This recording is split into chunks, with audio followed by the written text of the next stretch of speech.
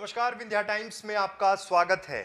आज एक बहुत बड़ा घटनाक्रम जिसकी जांच होनी है और उसके बाद ही साफ हो पाएगा कि आखिर पूरा मसला क्या है। दरअसल आज विंध्य के रीवा जिले में अधिवक्ता संघ के अध्यक्ष राजेंद्र पांडे ने एक प्रेस वार्ता बुलाई थी।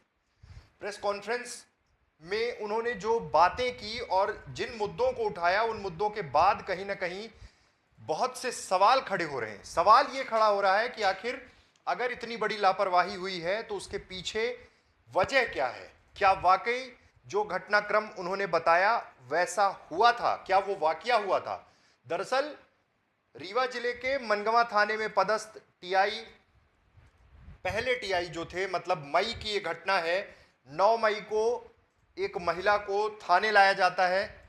वो एक मर्डर केस में सस्पेक्ट थी, आरोपी थी, मतलब शंका थी कि वो उसमें इन्वॉल्व रही होगी। उसे पुलिस कस्टडी में रखा जाता है और आरोप ये है कि पुलिस कस्टडी जो 24 घंटे की होनी चाहिए वो करीबन 11 दिन की हुई।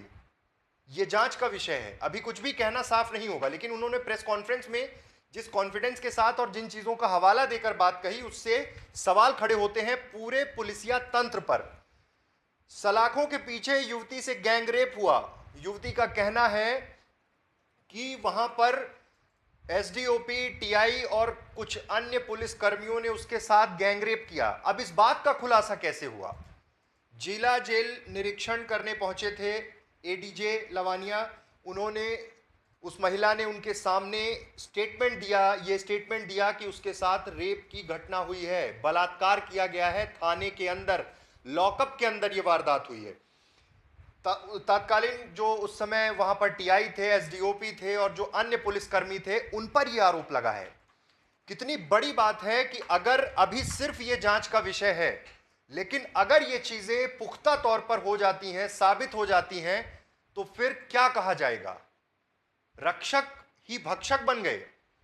बहुत बड़े इशू की ओर उन्होंने इंगित किया है। जिला जेल में महिला से जब निरीक्षण के दौरान बात की, उन्होंने ये शिकायत की और ये वहां पर जो वार्डन थी, जो वहां पर जेल पुलिस की महिला कर्मी थी, उन्होंने भी इस बात को एक्सेप्ट किया कि इसने यहां पर जब जेल लाया गया तो इस महिला ने ये बात कही थी, बताई थी कि उसके साथ रेप की घटना हुई, लेकिन उससे उन्हें ये लगा कि ये झूठ बोल रही है, जिसके बाद उन्होंने इस मसले को उठाया ही नहीं, किसी से बताया ही नहीं। लेकिन अब जिला एवं सत्र न्यायाधीश अरुण सिंह से जब इस मसले पर बात हुई, उन्होंने पूरी रिपोर्ट देखी, वो स्टेटमेंट देखा, तो उन्होंने एसपी को कार्रवाई के लिए लिखा। सुप्रीम कोर्ट का जो आदेश है उसे एक तरह से डिनाई करने की बात सामने आ रही है। 14 तारीख के आसपास उन्होंने पत्र लिखा एसपी को, कार्रवाई की जाए, एफआईआर दर्ज की जाए। सिर्फ एक शिकायत मात्र से जब एफआईआर का प्रावधान है ऐसे मामलों पर, तो अब तक कार्रवाई क्यों नहीं हुई? अधिवक्ता संघ के अध्यक्ष ने साफ तौर पर आरोप लगाया कि पुलिसिया तंत्र क्या कर रहा है, आप खुद देख लीजिए। एफआईआर तक कायम नहीं हुई और अगर पुलिस वाले जिन पर आरोप लगे हैं, अगर वो पुष्टि हो जाती है तो ये कितनी बड़ी बात होगी रीवा के लिए। लेकिन एक पक्ष ये भी है कि थानों में बाकायदे सीसीटीवी कैमरे लगे हुए हैं, उससे बहुत सारी चीजें क्लियर हो जाएंगी, क्योंकि पुलिस कस्टडी 24 घंटे से ज्यादा की नहीं हो सकती। और 11 दिन अगर किसी महिला को कस्टडी में रखा गया है, साथ ही साथ उस महिला ने अपने रिटर्न स्टेटमेंट पे एक महिला पुलिसकर्मी पर भी आरोप लगाया है कि उन्होंने बचाव किया उन पुलिस वालों का जिन्होंने उसके साथ दुष्कर्म किया था।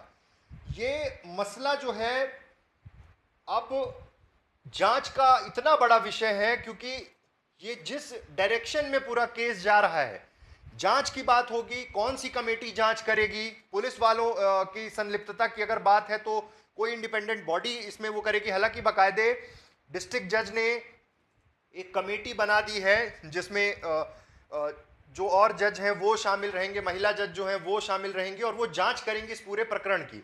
लेकिन बात है कि एफआईआर कब होगी।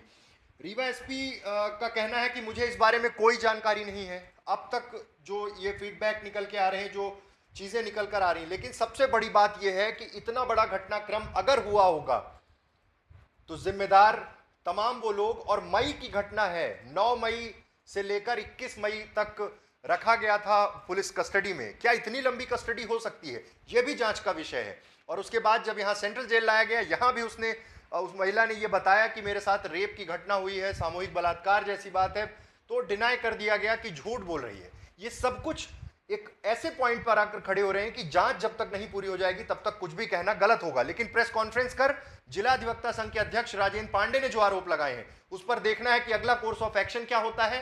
क्या एसपी एफआईआर दर्ज कराएंगे?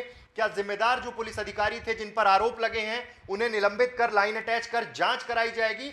ये सब कुछ अगले कुछ दिन में साफ हो पाएगा कि पुलिस पर जब जांच करेगी, पुलिस अपने ही तंत्र पर जब जांच करेगी तो कैसे निष्पक्षता होगी, किस तरह से मॉनिटरिंग होगी, क्या कोई अन्य बॉडी से इसकी जांच कराई जाएगी, या फिर इस पूरे प्रकरण की हकीकत क्या है।